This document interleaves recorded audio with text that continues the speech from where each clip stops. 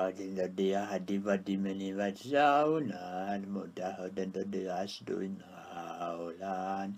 Ja kaaduessaan hodento dia saunan laude yski kaulan. Hadivadi riensi uimahallin aulan, henkilökunnalta apua pyytämään.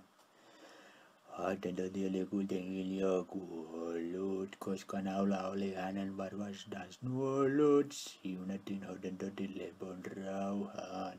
Hadivadi meni yksin saunaan.